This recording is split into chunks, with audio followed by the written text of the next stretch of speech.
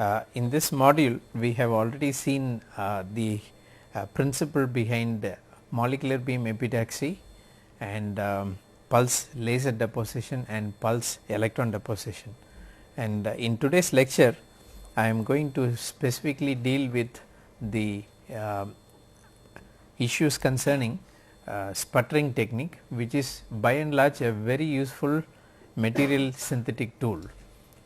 Variety of compounds have been fabricated using this sputtering technique. Therefore, we are going to look little bit into the principle behind it, because this is one of the fairly well known and used by almost all the research groups across the world, but yet this has its own novel features. So, in today's lecture we will single out some of the aspects that underplay the importance of sputtering, and also look at few examples. As you would see from animation that the process can be as simple as one atom knocking the other atom, and in the process you can selectively deposit an atom which is on the upper side. So, we will look into the details of this shortly. What is exactly the fundamental issue regarding sputter deposition? If you take any atom, largely they are and does not have any charge, whereas if you keep this under an electron cloud or in the influence of a very high electric field, then this neutral atom actually gets ionized, which we can see here. It gets ionized into energetic particles which actually loses either an electron or takes an electron, and therefore this atom will have a net electric charge, and this ionized atom can actually be selectively placed on a particular substrate, which happens to be an electrode. So, this is fairly a simple process of ionizing one atom and using that atom to go and hit against another target material, and as a result we can get the necessary process carried out. So, if you look at this simple cartoon of the sputter deposition, what we see here under the influence of high voltage, any atom which is ionized into ion actually will form a plasma between two electrodes. One electrode can be one of the material which is the target material, and the other electrode can be the substrate. So, you have a target and the substrate, and in between you create a plasma, and this is what we call as a plasma cloud, and this plasma cloud is composed of both positive ions as well as negative ions. And how this will happen? When you create a plasma, you need two things. One is a low pressure gas and a high energy field. So, this combination of a low pressure gas and a high energy field will result in a plasma which is composed of electrons as well as positive ions. So, if we have suppose this upper electrode as the target material, and if it is biased such a way this acts like a cathode, now what will happen? All these positive ions what we have generated here in the plasma, this will go towards the cathode, and this will get bombarded or it will collide. Okay, a fast collision will be there, and this depends on the ion energy that you generate. So, higher the field, then you increase the ion energy. So, they will go at a rapid rate and knock out all these target atoms from the target, and these target atoms actually can be deposited on a wafer which is your substrate. So, this is the mechanism where ion from the plasma are attracted towards a target made of the material to be deposited, and the ions strike the target physically, knocking target atoms loose, and the target then lands on the desired substrate. So, this is a simple process. Now, in this whatever is happening is mainly governed by two parameters. One is the voltage that you apply and the gas that you use or the pressure of the gas that you employ. So, in most cases it is argon gas which is used as a sputtering ion, because at low pressure and at very high electric field they easily ionize into argon plus, and then they get generated as Ar plus, and then they can go and strike on the source. Then the ablated material actually goes and falls on the substrate here. So, this is a very catchy parameter where you play around with 1 millitorr to 100 millitorr of argon gas pressure, and the workable range is 2 to 5 kV. We will come to this shortly from now. So, when atoms go into a gas state, what all is important? Number 1, at the target atoms are ejected and the target ions are ejected to the extent of 1 to 2%, which means it is not a bulk phenomena. What is happening? You are only ejecting out the surface ions or atoms, and electrons are actually emitted during the process, which helps the plasma going. So, you have a sustained plasma as long as you want, and when the electric field is on, this plasma will be sustained because electrons are also emitted and this will go to the anode.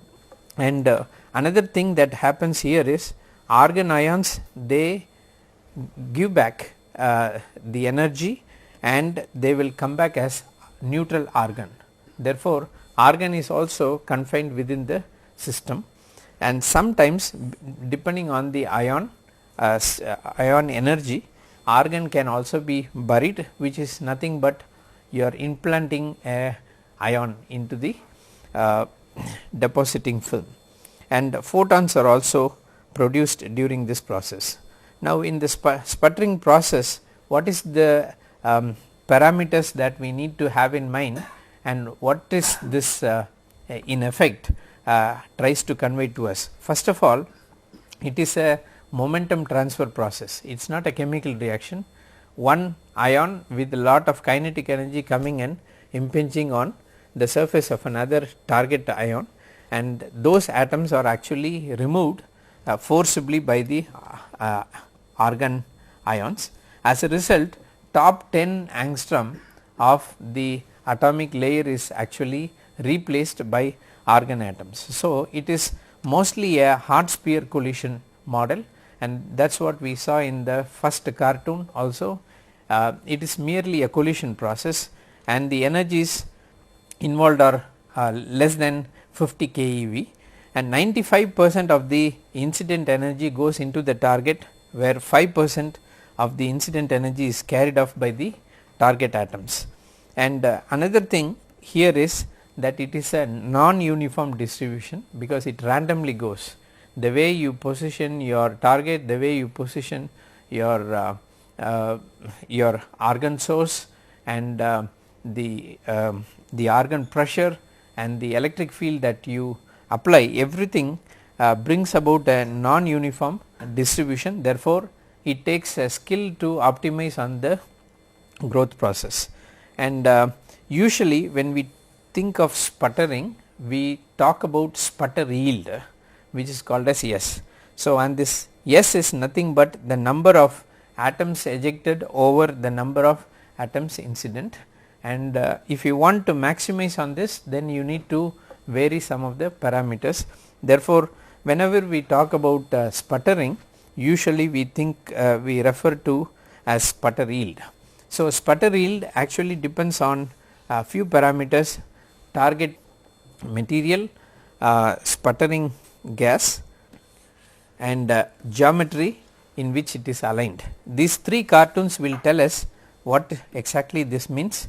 In this cartoon, the sputter yield is actually plotted against the glancing angle of incidence. So, your argon is actually oriented to the target, and how it is positioned, the glancing angle will tell you what sort of sputtering yield you will achieve as you see here, it keeps on going up to 60 degrees 60 degrees of glancing angle, but what is optimized is that when you have a geometry of 20 to 30 degrees glancing, then you get maximum sputtering yield. So, this is one parameter that we need to bear in mind, and also if you make a plot of sputtering yield versus incident ion energy, you would see that there is a threshold which is minimum beyond which you can actually knock out the atoms, and that is of the order of 100 volts, nearly 100 volts. So, minimum threshold energy is needed for the ions to come out of the target, and this is a plot for silver and for titanium, where you can clearly see that it is workable around this region. So, 2 to 5 kilovolt is the operational voltage that is needed, and also if you look at the deposition rate versus argon pressure, you can clearly see that it is at the maximum around 100 millitorr. So, irrespective of the chamber size, these are some of the governing principles which has been standardized over many experiments. So, apart from those three important parameters, sputter voltage and bias voltage is also important, because if you want the argon ions to travel towards the target material, then you need to have the bias voltage also regularized. Only then you can actually draw the argon atoms towards the cathode. So, bias voltage is important, where you keep the target material negatively biased, so that the positive argons can come and hit the target. And another thing that is important, especially when we think about making a film using sputtering, is the substrate temperature.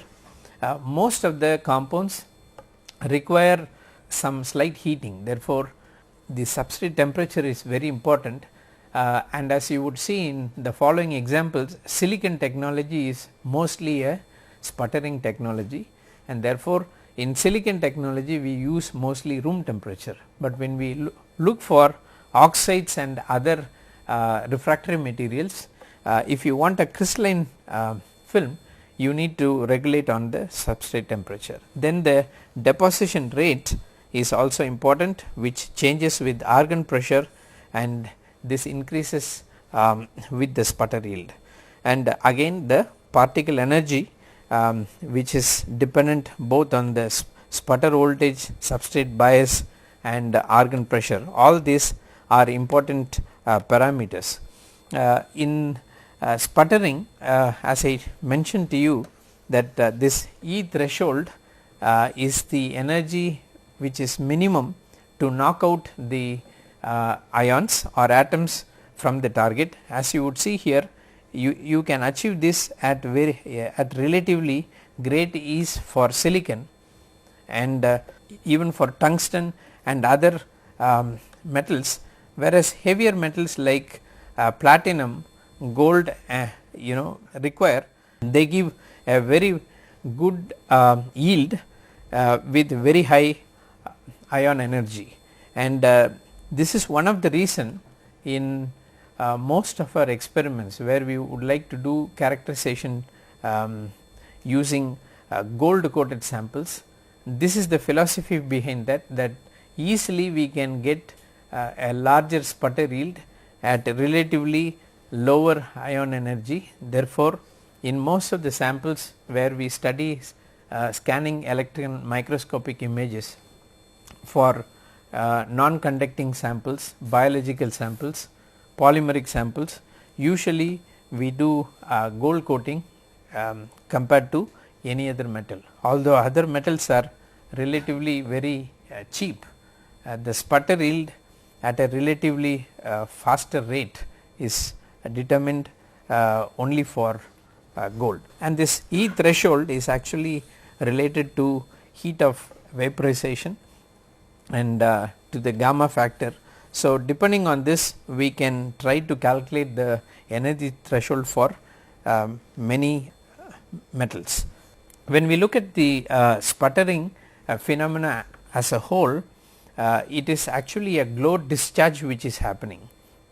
This glow discharge can either bring about a sputtering process, or it can bring about a plasma which can actually bring about several other reactions. So, we will dwell little bit into what this glow discharge is. The glow discharge sputtering means energetic particles used to strike target, and it is generated by glow discharge which has to be created, and this discharge need not necessarily be ionic, it can be neutral, or no charged particles can also be produced between the cathode and the anode. If that is the case, if it is not a charged particle, then there will not be any inelastic collision, it will be elastic collision where no energy exchange is taking place. But if it is a inelastic collision, then energy is not very high, then it will only excite electrons and emit photons, nothing will come out. But if energy is high enough, then it will ionize electrons and cause secondary free electrons to come. So, in such a situation, you can actually look for two different type of processes to happen. One is sputtering process. If we have a very high energy, then we will be able to ionize, or it could be simply a plasma process, and therefore, there are two sets of processes which are possible using a glow discharge process, and based on this principle several other techniques have been developed. If you are talking now about sputtering, then we can talk about reactive sputtering, magneton sputtering, ion beam sputtering, reactive ion plating, cluster beam deposition. So many approaches are developed based on the simple philosophy of sputtering. But if it is only the interaction of your material with the plasma, then we have plasma oxidation, then anodization, polymerization, nitridation, and cathodic arc deposition. All these are possible using the plasma process. So, we will look at some of the examples, we may not be able to go one by one, but specifically bring out some differences between each of these techniques, so that we can understand how different materials can be deposited using different approaches. Now, in the sputtering mechanism, actually few things can happen based on the kinetic energy of the impinging particles, which largely will dictate whether the sputtering is going to be fruitful and whether the sputter yield will be at its maximum. One is bounce back. When the energy is very low, then the collision will be head on and it will not really knock out the electron from the target. Number 2, if the energy is very high, then the argon ions can actually impinge into the target material, and as a result they can get embedded in the target, which is the basis of ion implantation. In fact, ion implantation itself is a big technique. We can modify the surfaces, we can do many chemical reactions on surfaces by mere ion implantation technique, which is a big research field in itself, and this is achieved only when the energy is greater than 10 keV. If the energy level is actually between two extremes, it is neither low energy nor higher, then two things can happen. One is some fraction of the impinging ions is actually transferred to the solid in the form of heat. Another fraction of such energy causes atoms from the surface to be dislodged and ejected into the gas phase, which is nothing but sputtering. So, we are actually talking about sputtering in the regime where the energy, kinetic energy of the particles or the impinging particles are neither low nor very high, and this is the situation what is actually mentioned in this interesting cartoon, where if you have a head on collision, then necessarily it does not knock out. If it is having higher energy, then it is getting actually buried. So, several processes can happen, and the unique characteristics of this sputtering process is that you get a uniform thickness over large area, and this is one technique which will stand out compared to all the other sophisticated techniques that we have seen in terms of thin film deposition, namely MBE, PLD and PED.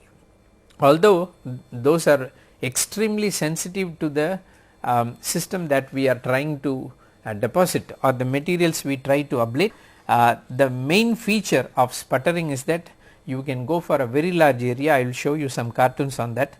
Simple thickness control, there is no problem.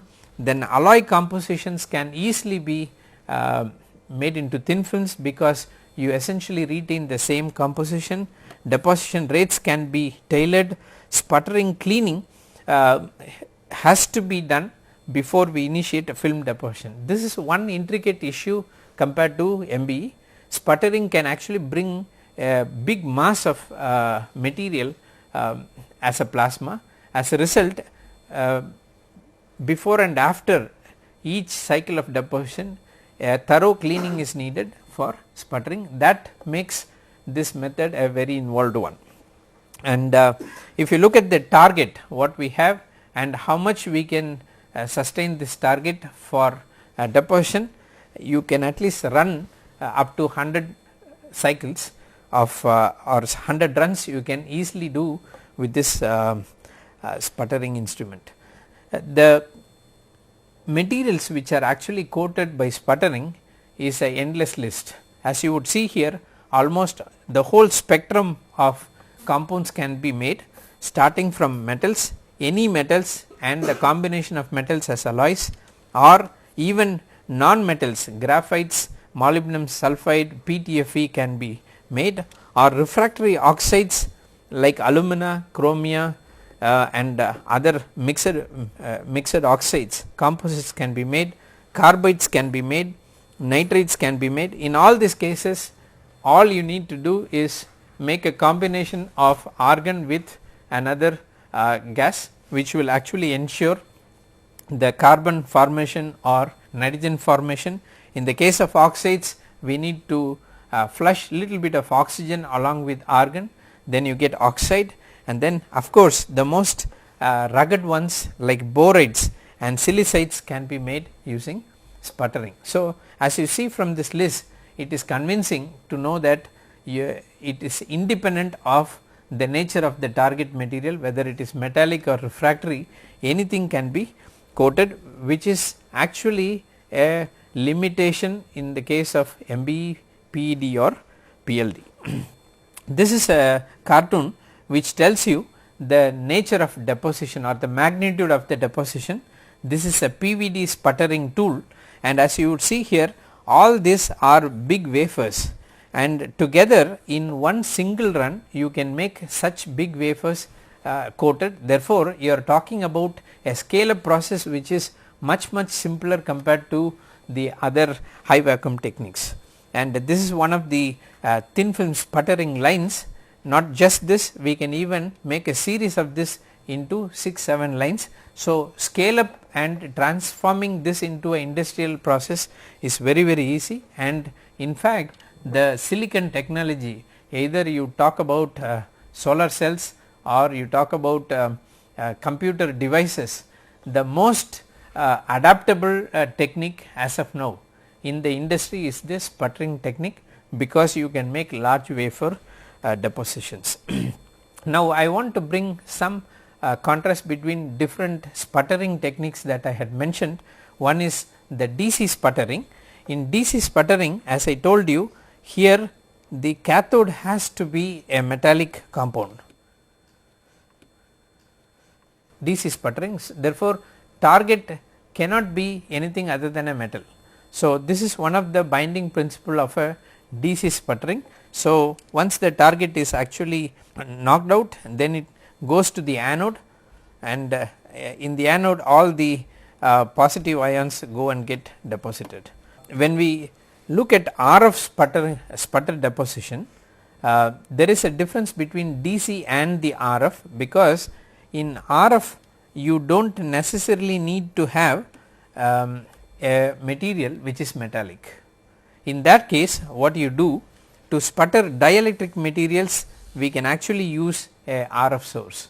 we do not need to worry about it, because the limitation for DC sputtering is it has to be metallic, whereas for dielectric materials you use a RF generator which is actually grounded to your anode. As a result, you can deposit any sort of material using the sputtering technique. So, this is the main difference between the DC sputtering and RF sputtering. So, the issue is emphasized here. You do not have to worry about the target being metallic, you can do it through a RF generator. Now, we can also improvise on the deposition by using magnetron sputter deposition. This is actually employed along with either DC or RF, because magnetron sputtering is very well known and it is established. Now, what is the goal? It is to increase ionization of argon, because in a very high field there could be saturation where after a certain time there will not be any deposition that is possible. So, we can actually use a magnetic field to influence it. So, this is what is shown here. When there is a strong electric field, then this magnetic field can actually influence the trajectory of your argon ions. So, why do we do that? Higher sputter rates at lower argon pressures can be achieved even down to 0.5 millitorr, and how it happens? The increased possibility of electrons striking argon. As a result, there is a increased electron path length, and this we can achieve using electric and magnetic fields. So, in magnetron sputtering, what you try to do is behind the target we try to place this magnetic field, and as a result what would happen, there is a magnetic field line which is generated here, and this magnetic field line will confine the argon going only to a particular region. As a result, the flow of the knocked out atoms will be synchronized, and this can be enhanced by a simple modulation where you try to keep a magnet behind the target, and that is the principle of magnetron sputtering. And there are several companies which actually sells such assembly for magnetron sputtering, and as you would see here, this cathode planar sputtering is also a form of magnetron sputtering. How big this deposition unit can be, you can easily scale it up to a industry level, and this is another cartoon which tells us why sputtering technique is still the most coveted as far as industries are concerned. If you take a look at the dimension of this substrate which this person is holding, actually this is the big frame which can be deposited, either a glass material or any substrate can be housed as huge as that, which is absolutely impossible using any other vacuum technique. And the dimension here is actually 600 mm by 1000 mm by 150 mm. This is so you can actually go for very large size depositions using sputtering techniques. As you would see here from this cartoon, it is a very involved assembly. It is not simple, but then the versatility of bringing large area depositions is huge, and you would see here there are lot of mask here. So, you can mount your substrate and then push it selectively. You can do patterning or deposition at your ease. So, there are other forms of sputtering other than DC magnetron sputtering. This is called ion assisted deposition.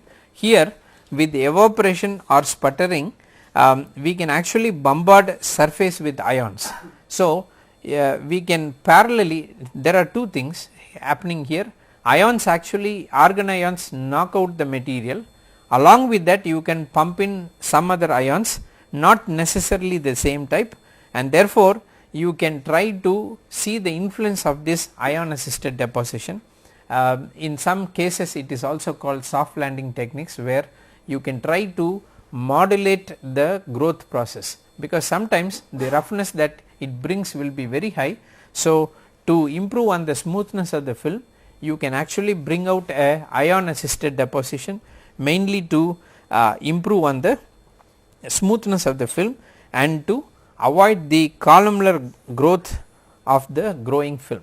So, this is another approach that has been introduced, which is called as ion assisted, and then there is another sputtering technique called reactive sputter deposition, where a reactive gas to chamber during deposition is actually brought in, that is oxygen or nitrogen. As I told you, if we are aiming at a oxide, then you bring in oxygen along with argon or nitrogen along with argon for making nitrates. So, by this way we can try to achieve a wide spectrum of compounds.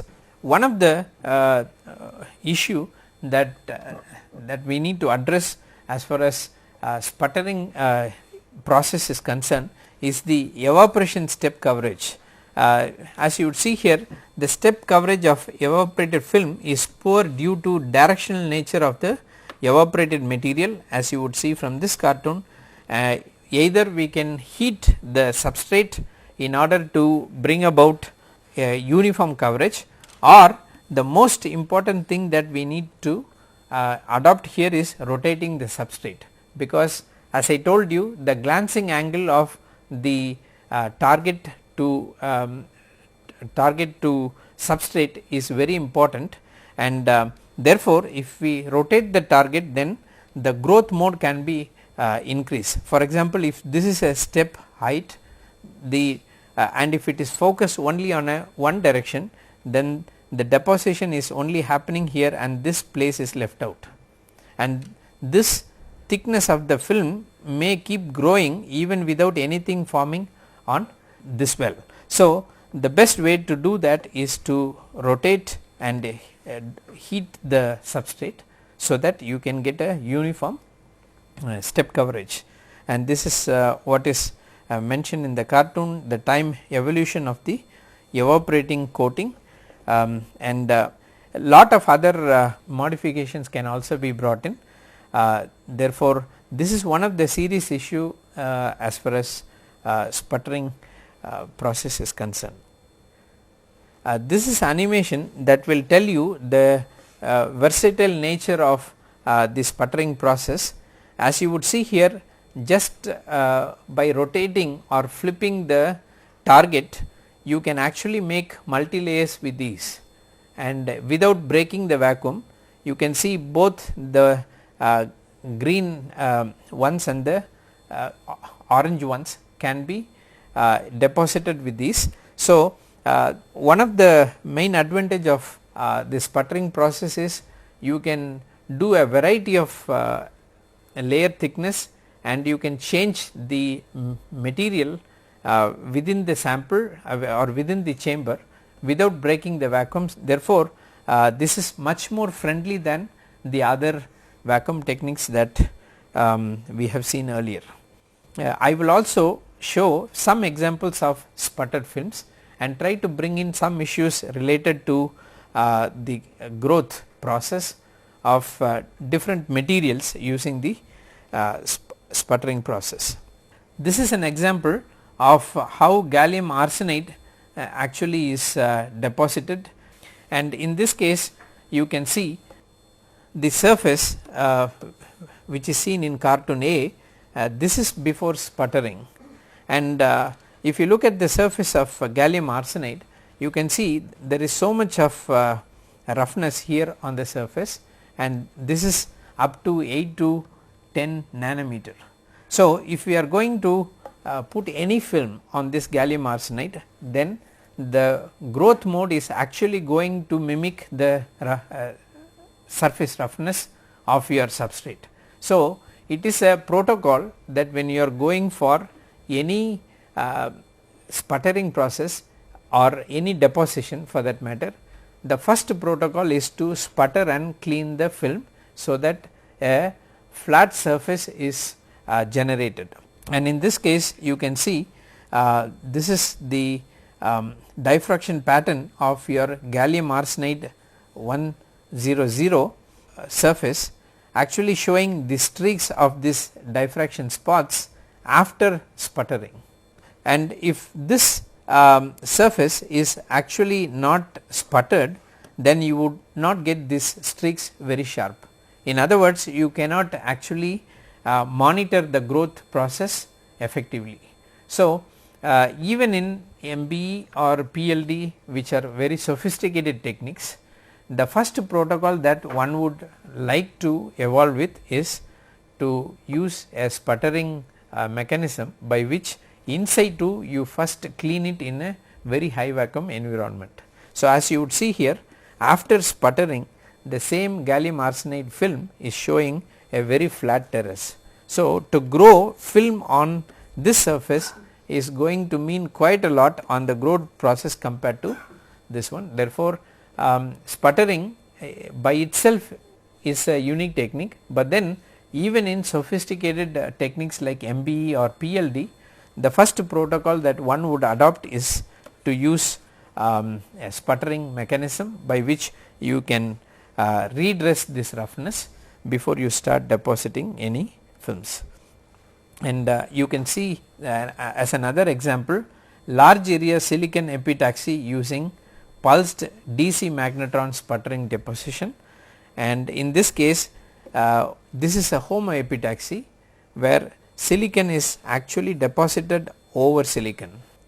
And if you look carefully into this region, this is where the interface is, and you would not really make a clear distinction between the single crystalline silicon versus the silicon that is deposited, mainly because it is homoepitaxy, number one. Also this highlights how DC magnetron sputtering can be very important, and if we actually blow up this range, you would see here that there is a very excellent epitaxial growth of the coated silicon over the substrate silicon. So, this is a very convincing proof that silicon can be deposited at ease, and single crystalline silicon can also be deposited. And to substantiate the case, we can actually take a reference silicon and do the Raman spectra, and as you clearly see, both the Raman spectra of the substrate silicon as well as the top silicon layer, they show exactly the same Raman spectra, showing that you can even get epitaxial growth without any problem. As another example, let us take the case of the XPS study of sputter deposited aluminum thin films on graphite. As you would see from this cartoon, that we do not use sputtering just for removal of any atoms, just for film deposition, but it is also possible for us to evaluate or to quantify how much of the layer thickness that we can grow. So, XPS we can do a quantitative analysis to find out whether the sputtered deposited film is of the required thickness. So, this is a in situ reaction between the film process as well as XPS, and this is the survey spectrum of SPS that we see, where the reflections due to oxygen, argon and aluminum is seen here, and as you see that aluminum is coated substantially. At the same time, we also see the nature of this film growth, where definitely there is some signature of argon that is present. So, if we want to remove argon from the embedded films in which argon atoms are embedded, then it is possible for us to heat the graphite little bit so that this argon can actually come out. So, there are several hybrid approaches where we can try to monitor the growth process of these sputtered films, and this is one of the very useful technique, that is XPS, to map whether you have got the required amount of the material that is deposited. And as you would see here, in spite of that, there is still some trace of oxygen that is left, which gives a clue that when you are trying to deposit aluminum film, there will always be some amount of residual oxygen that will be stuck to the film. So, this is one way to quantify the purity of the film, and here again there is another example of how XPS studies can be used for calcium nickel alloy. This is a CaNi5 alloy, and this alloy before sputtering actually gives a very different feature, as you would see here. This is the peak corresponding to calcium 2 plus, whereas this is the peak corresponding to calcium oxide, and with the sputtering time over 0 to 65 minutes you can see the shape of this curve changing, and if you map the calcium 2 plus peak, it is actually fading completely with more and more time of sputtering. What it means that in this calcium nickel alloy there is a definite composition of calcium hydroxide that is sticking, calcium carbonate is there, and also calcium oxide is there. And you would also find out that above 1 hour of over 1 hour of sputtering you can almost remove all the hydroxide and carbonates, and this is one of the issue that would confront any of our study or growth process, because any metal or alloy will have a substantial amount of carbonates or hydroxides sticking to it. So, if you want to grow any particular film over over a substrate, it is always better as a protocol to use sputtering so that you can get this. Now, sputtering also will bring about roughness like this, because you are knocking out at least 9 to 10 nanometers of the film thickness or the surface with the argon ions. Therefore, when we try to sputter with argon ions, it should always be followed by a annealing process. So, when you do the annealing process, what will happen? This will actually become a very flat terrace. So, sputtering alone is not the issue. When you want to make a very nice surface, you should always go for argon sputtering followed by a sustained annealing process. So, this cartoon clearly gives a clue to how the hydroxides and carbonates can contaminate the surface of any alloy surface. This is another example which has been quoted in JPC by this group, where they have tried to map the sputtering process for SIMS. This is secondary ion mass spectroscopy, and this is a very nice article where polystyrene is actually deposited on silver 111, and if you want to quantify this result using SIMS, which will give you precisely the nature of or the constituents of this polymers which are there, and especially if you want to know what sort of polymeric units are coming, secondary ion mass spectroscopy is a very good tool. And if we try to do the sputtering here, then you would find out that selectively this polymeric units will be coming out. It may be dimer, it may be trimer, it may be tetramer. So, SIMS is a very good tool to study the nature of occlusion, and this has been actually published in accounts of chemical research. Unfortunately, I am not able to show you the animation for this, but what is actually told is that these are actually coming out as tetramers in the mass spectroscopy. So, when there is sputtering happening, they do not come out as individual molecules, but they actually come out as tetramers. So, simple sputtering, but then the notion of sputtering is actually used in a characterization tool, where it is not actually forming any film, but it can become a very useful tool to analyze the selectively how adhesion is happening between a inorganic and polymer interface. So, this is a very good example where sputtering has proved to be a useful tool to analyze the mechanism of adhesion, and this is a cartoon that will tell you how we can map this. What you see in this cartoon is a multi-layer with the different scales of atomic layers, and as you see here, when your argon ion is actually used to sputter the surface, first this top layer is getting etched or removed, and in that case you see both the layers actually coming out. Now, once the sputtering goes to the second layer, you can see the first layer is actually coming down and the second layer is picking up.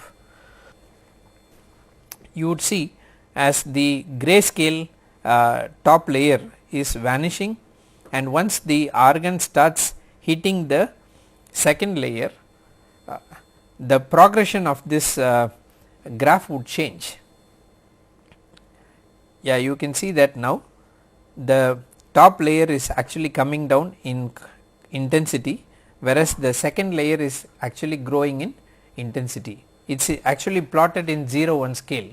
So, that gives a measure of the thickness of your first layer, how much is there, and then you can keep going further because your second layer is going to deplete and the third layer is going to come. So, this second layer, which is actually showing maximum, is now going to decrease. As you see here, it is decreasing and the third layer is actually picking up. So, this is a depth profile that we can use sputtering to evaluate the thickness of your multilayer, and also it will tell if it is a inhomogeneous growth, then there will be a mixture of two things happening. So, the profile will tell us whether it is a very sharp interface or not, the way it is going. Now, the red layer is coming out, then you can see that that is picking up. So, this is the principle by which SIMS is used. Secondary emission ion mass spectroscopy is actually a very nice tool, where actually sputtering is the underlying principle that is used for evaluating the composition of different metal ions present in your sample. There are other useful examples where sputtering is not merely a assisting tool, but it is also a very good processing tool. Here in this case, very nice interface between silicon and zinc oxide is shown here. This is the interface, and as you would see, there is some problem between the silicon and the interface, and this is mainly coming due to silica. Okay, that amorphous silica is there. Nevertheless, once the zinc oxide starts growing over the thickness range, you can see how oriented zinc oxide planes are placed. So, you can get a textured growth along this 0001 orientation. No secondary inclusions are there, only hexagonal zinc oxide phase with the very low defect intensity density is there. So, sputtering can be used for oriented films, and this is again another example where you can try to deposit zinc oxide with these even in a different contour of your substrate.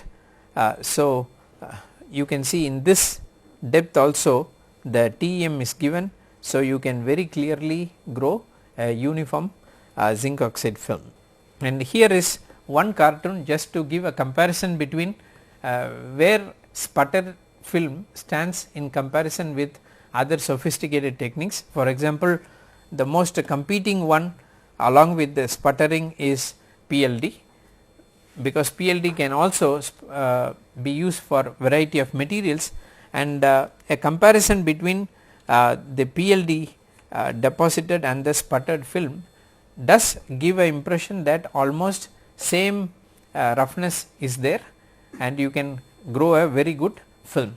But nevertheless, it is interesting to see from the transmittance for this particular germanium selenide film that the transmittance is much better in the case of sputtered film, because you get a transmittance of 80 and it is really showing a very steep fall compared to PLD.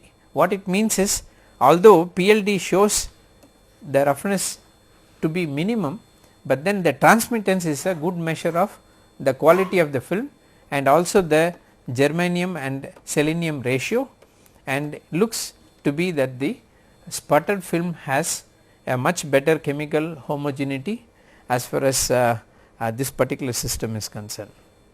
And again the Raman spectra for the same germanium selenide which is compared, the sputtered films shows the Raman signal which is much more closer to the bulk compared to PLD. So, in terms of the efficiency, sputtered film seems to be of a comparable quality compared to PLD.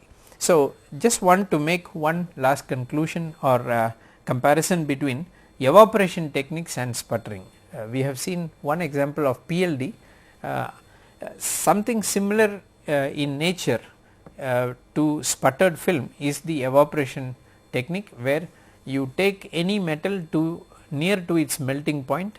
Because of the vapor pressure, those are actually driven to the substrate and they form a film. So, in evaporation technique also you can either get a nucleated growth or a two dimensional growth depending on the material, but one would see that compared to evaporation, sputtering has its own advantage. What are they? In evaporation, these are actually the ions that are coming are of low energy, therefore it is a milder technique, whereas in sputtering the atoms that are coming out of the target are of higher energy. And even vacuum path you can see very few collisions and line of sight deposition is there, but sputtering is a many collision process. So, it is a momentous growth process, and look at the texture of the film.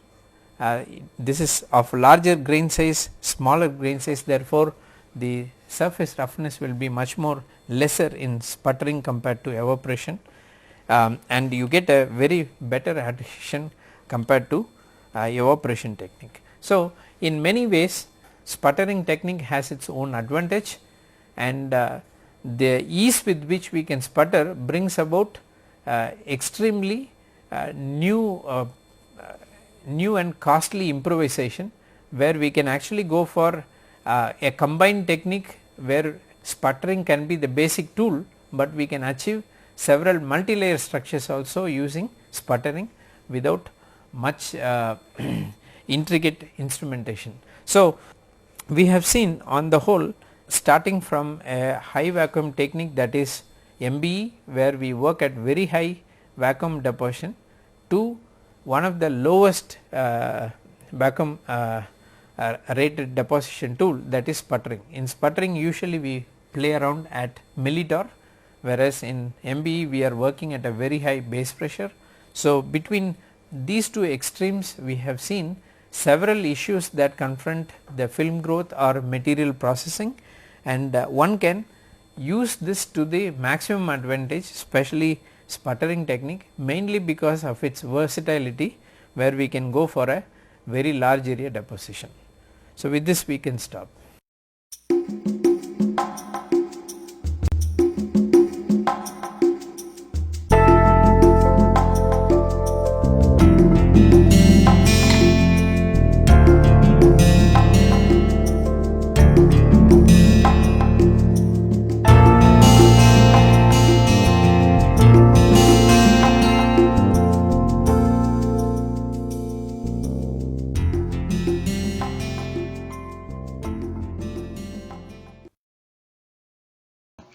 So each idea, numbers 1 through 11, each number also correlates with the number of people or number of characters within the story. That was the extra challenge that I threw on, is, I had to make a story with one person and two characters and three and so on until 11. So here we go.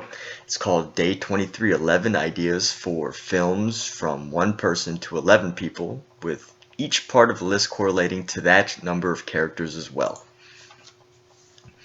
First, for one character, a film about a paranoid recluse. 2, a man or woman whose dog turns into a human for a day. But the catch here is that I don't think it should be a typical comedy.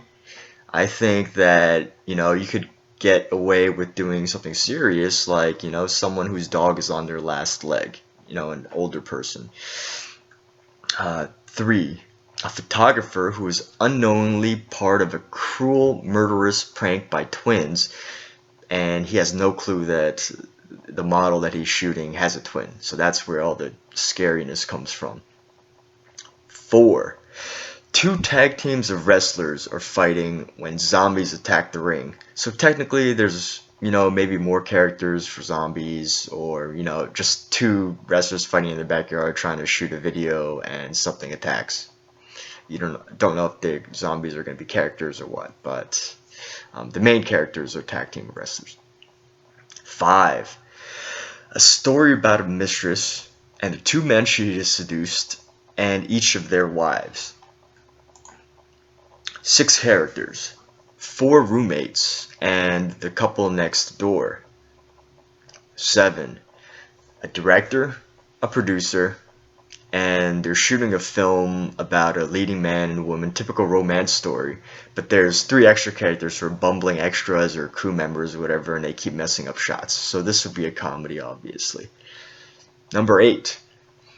3 cops arriving early on a scene against robbers. Obviously, it would be 3 cops and, a gang of 5 robbers, and they'll battle it out or have some sort of negotiation.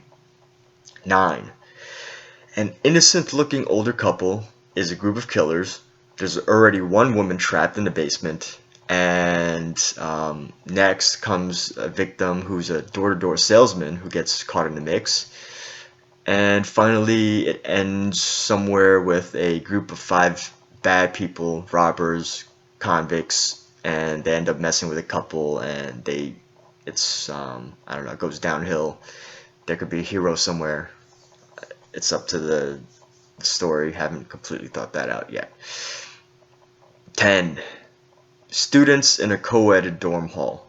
It gets a little more challenging as you get higher in the numbers because there's so many possibilities. You could just start throwing stuff out there. And 11. An entire cul-de-sac gathers in a meeting to plan how to capture a serial killer in the neighborhood. And of course this would include all the drama that comes with it, and maybe some clips of security cameras or anything. So yep, those are the ideas for today, and thanks again everyone. Have a great day.